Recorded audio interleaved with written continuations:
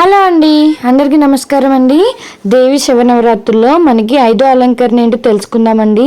స్వామివారికి ఏ మంత్రం జపించాలి, ఏ నైవేద్యం సమర్పించాలి, ఏ సమయంలో పూజ చేసుకుంటే మంచిది, పూజ చేసేటప్పుడు ఏ మంత్రం జపించాలో కూడా తెలుసుకుందాము. దేవి నవరాత్రుల్లో విజయవాడలో జరిగే దేవి నవరాత్రుల్లో 5వ అలంకరణ అండి. అమ్మవారు మనకి మహాచండీ దేవిగా అయితే దర్శనమిస్తారు. శ్రీ భ్రమరాంబికా దేవి అండి, శ్రీశైలంలో అమ్మవారు మనకి స్కంద మాత రూపంలో అయితే దర్శనమిస్తారండి. మనకి దేవి శివనవరాత్రుల్లో 5వ రోజు అలంకరణ అండి. శ్రీ మహాచండీ దేవిగా అయితే దర్శనమిస్తారు. అక్టోబర్ 7 సోమవారం రోజున వచ్చిందండి. తిథి వచ్చేసి మనకి పంచమి అండి. నక్షత్రం వచ్చేసి అనురాధ నక్షత్రం అయితే వచ్చిందనమాట. మనకి పూజ చేసుకునే శుభ సమయం ఏంటో తెలుసుకుందామండి.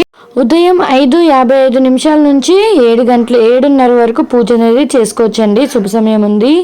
ఆ సమయంలో వీరు పరని వాళ్ళు ఉదయం 9 గంటల నుంచి 12 గంటల లోపు పూజ అనేది చేసుకోవచ్చు అనమాట. మనకి సాయంత్రం పూట కూడా పూజ చేసుకునే శుభ సమయం అండి. 5:59 నుంచి మనకి 7:30 వరకు పూజ అనేది చేసుకోవచ్చండి.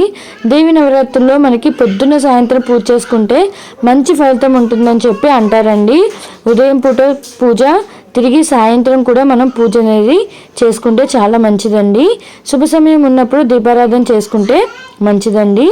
మనకి అమ్మవారు దేవి నవరాత్రుల్లో రోజుకొక అలంకరణలో అయితే కనిపిస్తారు. రోజుకొక రంగు చీరలు కనిపిస్తారండి.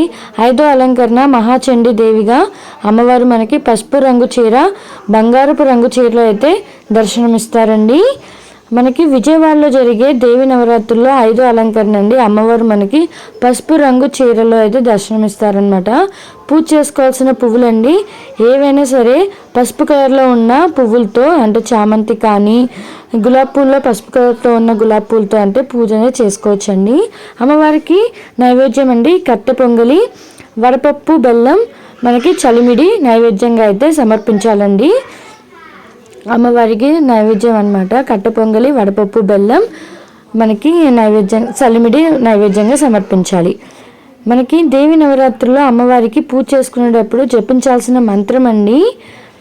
ఓం చండముండ వినాశిని నమః, ఓం చండముండ వినాశినినే నమః అంటూ 11 సార్లు లేదా 108 సార్లు ఈ మంత్రాన్ని జపించుకుంటూ పూజ అనేది చేసుకోవాలన్నమాట. మనకి మహాచండీ దేవికి పూజ చేసుకోవడం వల్ల అండి ఇంట్లో ఏమైనా మనకి అనారోగ్యంగా కానీ లేకపోతే ఏమైనా సరే దోషాలు ఉన్నా సరే పోతాయని చెప్పి అంటారండి. కావున ఆ రోజు మహాచండీ రూపానికి పూజ చేయడం వల్ల చాలా మంచి ఫలితం అయితే ఉంటుంది. బ్రాహ్మణునికి మనకి స్వయం పాకం దానంగా ఇస్తే చాలా మంచిదండి ఆ రోజు. ఇదండి వీడియో. మీకు నా వీడియో నచ్చిందని అనుకుంటున్నాను. నచ్చితే లైక్ చేయండి, షేర్ చేయండి, కామెంట్ చేయండి.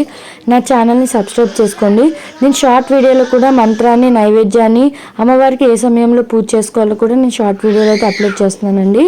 మీకు నా వీడియో నచ్చిందని అనుకుంటున్నానండి. నచ్చితే లైక్ చేయండి, షేర్ చేయండి, కామెంట్ చేయండి. బాయ్.